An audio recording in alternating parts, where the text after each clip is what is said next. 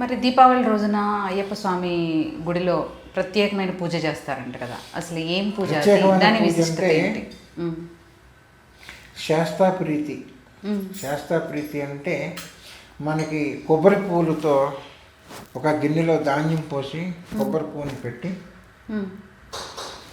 గుడి మొత్తం నీట్గా ముందు కడిగిస్తారు. ఎందుకంటే ఇన్ని రోజుల నుంచి భక్తులు వచ్చి తొక్కేసి వెళ్ళిపోయారు.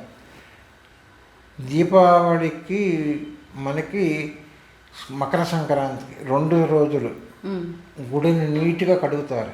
ఓకే, దీపావళికి ముందును మకర సంక్రాంతికి ముందు. ఓకే, మకర సంక్రాంతి అంటే జ్యోతి చూపిస్తారు, జ్యోతి దర్శనం. దీపావళి ముందు అంటే కార్తీక మాసం ప్రారంభం అవుతుంది.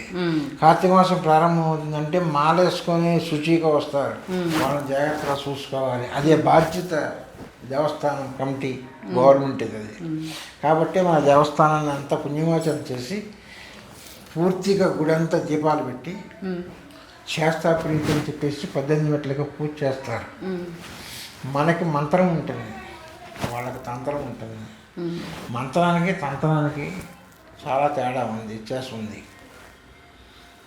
ఆ యొక్క పూజ చేసేసిన తర్వాత ధాన్యం పోసి ఒక గిన్నెలో కొబ్బరి పువ్వు పెట్టేసి శాస్త్రప్రీతి పూజ చేస్తారు. అక్కడ ప్రీతి పూజ అంటే కలశ పూజ.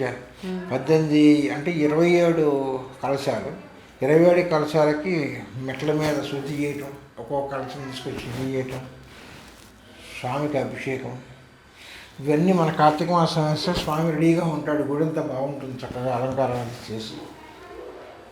ఈ యొక్క కార్యక్రమానికి అక్కడ శాస్త్రప్రీతి కార్యక్రమం చేస్తారు. అది చాలా విశేషంగా ఉంటుంది.